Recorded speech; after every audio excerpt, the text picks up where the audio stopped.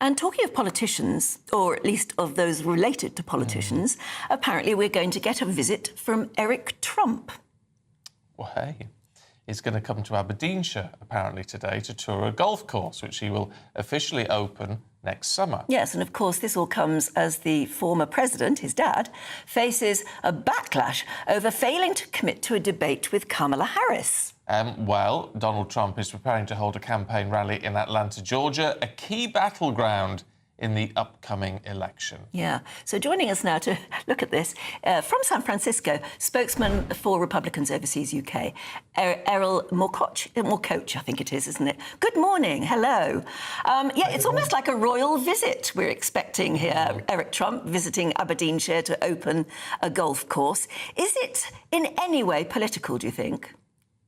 No, I don't think it's political. Eric's been the president of Trump Golf for a long time, and Donald Trump has tremendous properties that I've loved to frequent in Scotland, whether it be in Turnberry or he's got, you know, another place in Aberdeen and now this new venture. So it's part of their, you know, business strategy, which is completely separate from the Trump political wing, let's say. But it's certainly going to be a good time. There's pageantry, and Eric's a great guy, a gentleman, and somebody who's done a lot for the local economy as well as the international golf economy and bringing tourists to Scotland especially. So I think it's going to be a great time, and maybe there'll be a touch of political fanfare with it, but it's going to be focused completely on the Trump golf angle there. Yeah, but all of this as his father is accused, at least, of running scared of Kamala Harris.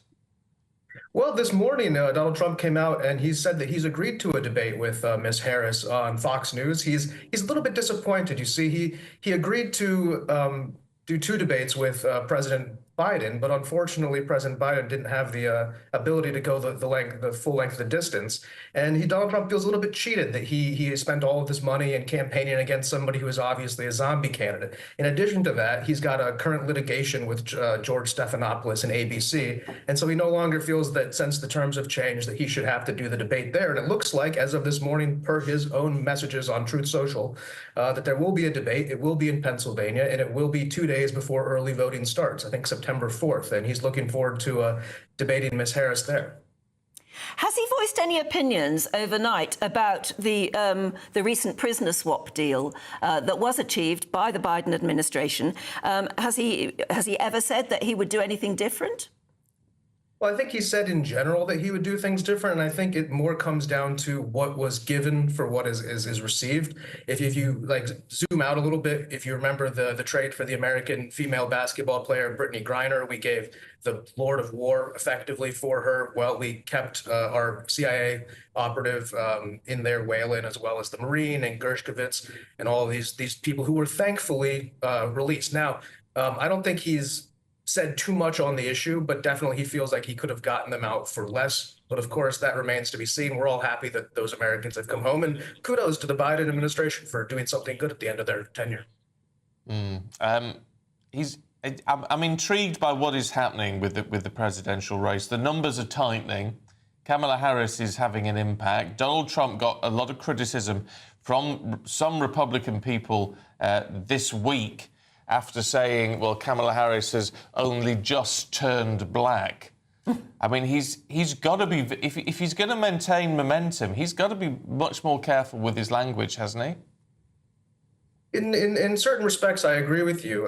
This is the honeymoon phase for the Harris campaign. And, you know, the first week after the retirement of Joe Biden and her stepping in there and being coronated at a non-existent convention, effectively, I think there was a lot of champagne bottles being popped and a lot of, you know, celebrations. And Donald Trump, you know, on that note, he went into the National Association of Black Journalists. He sat down with them. And he took very tough and hardcore questions from them. And Kamala Harris wasn't willing to join him on that stage.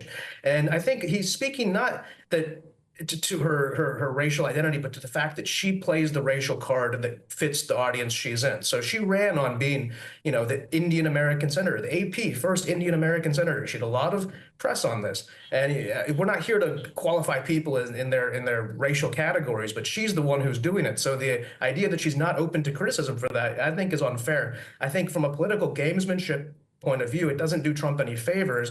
But then again, Trump isn't exactly going to win very much of the black female vote anyway, or or much of that vote regardless. So right now, I think Donald Trump is playing to the black male vote, and the black male vote might see Kamala Harris as a little bit disingenuous in how she flip-flops and how she talks and panders like she did in her rally in Atlanta, all of a sudden code switching and talking just like Miss Clinton used to do.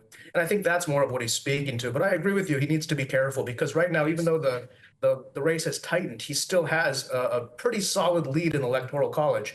And right now, we're about 95, 94 days out, depending on what time zone you're in. And I think that he needs to keep presenting himself as a presidential candidate, but also not back off and not shy away from these tough conversations, which he had the courage to go and do. So it's a double-edged sword for Mr. Trump, and he's going to have to be very careful going forward. Yeah, absolutely. Every vote counts. Thank you so much for joining us, Erol, this morning. Thank you. Thank you.